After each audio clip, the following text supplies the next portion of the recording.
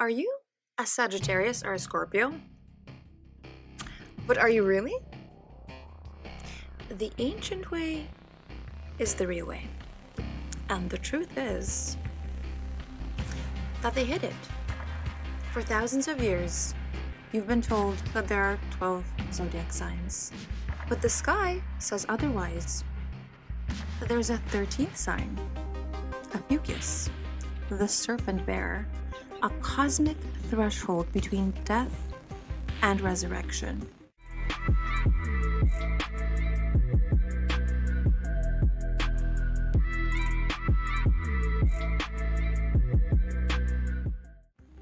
If you were born between November 29th and December 17th, you've been misassigned. And the truth? You might not just be a sign, you might be a code. Religion and astrology once were astrotheology. They fit together like hand in glove, and to this day we see relics of this treasure everywhere. The zodiac does not represent the entirety of metaphysical time, but specifically mortal time, because it divides the heavens into measurable cycles, 12 signs, a 360-degree wheel. It's the clock face of the cosmos, the way divine rhythms become visible and legible to us, mere humans. It doesn't encompass metaphysical time, what mystics might call aeonic time or kairos. That deeper layer transcends the zodiac. Eons like Sophia, Christ, Logos exist outside of the zodiac.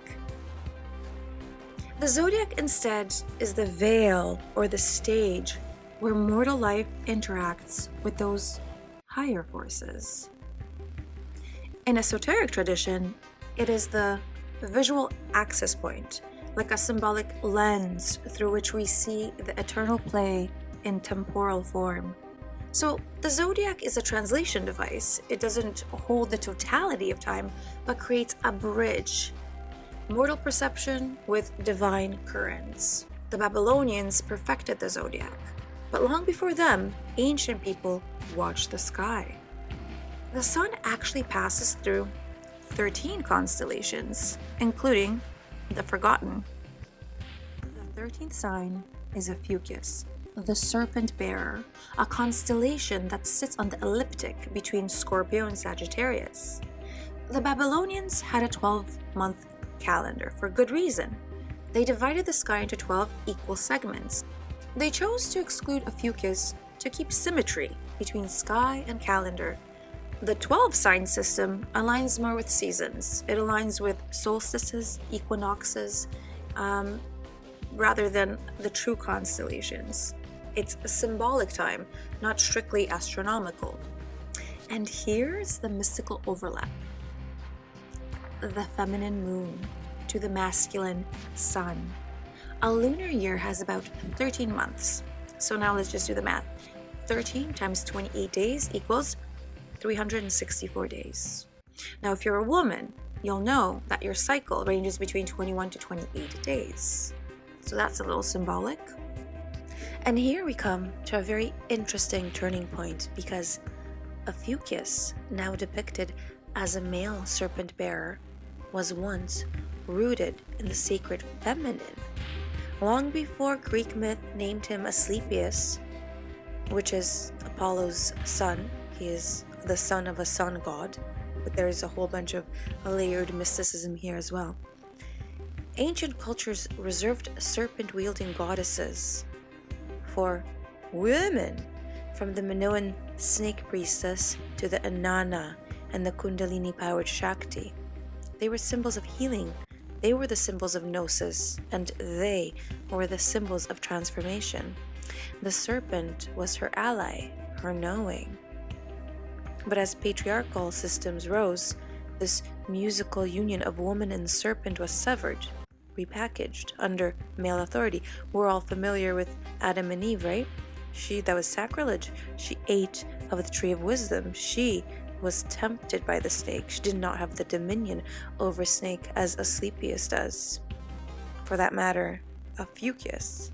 So the divine feminine was demonized, silenced, and erased. To call Ophiuchus male is not just historical revision, it is a little bit of a sacrilege against an older, wilder truth. In esoteric terms, Ophiuchus is associated with healing, with serpents, kundalini, and initiation.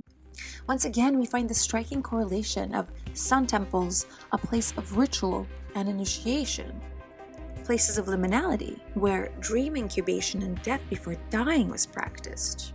This initiation involves a process of dying to the old self and being reborn into a new state of consciousness. In the deepest teachings, Ophiuchus is connected to the Christ consciousness, to the solar initiate, the individual who embodies the teachings of death, resurrection, and ultimately transcendence. The connection of the Serpent Bearer with Christ lies in the metaphysical transformation that occurs when one overcomes the trials of the material world. The 13th sign, the liminal, is the healer, the transcendent outside that circle. In this way, Ophiuchus, the liminal, mirrors the occulted initiation of dying and being reborn anew. Again, we see the snake imagery here. He is the one in control of it, holding wisdom and taming temptation. The 13th Zodiac is connected to hidden initiation that allows one to transcend the physical realm and ascend to higher dimensions. Those born under Ophiuchus are often souls who have experienced multiple lifetimes and are working on karmic lessons that directly connect to cosmic transmutation of time itself. The 13th sign is a portal, often metaphorically represented by the circular ring of the Ouroboros. And so those born between November 29th and the 17th of December are in a class of their own, with a deep and rich and extraordinary powerful energy tied with renewal and immortality. The number 13 is incredibly powerful in occult traditions. It is the number of death and rebirth, transformation, and the divine feminine energy. Ophiuchus was deliberately excluded from the mainstream zodiac because it represents the unfinished cycle of human evolution. In the grand cosmic cycle, 13 signifies wholeness and completion, but this can only be achieved by confronting and integrating one's own shadow. Ophiuchus is said to hold the keys to the ultimate spiritual transformation. The process of confronting and controlling the serpent. It's symbolic of base instinct. It's central to Ophiuchus's path.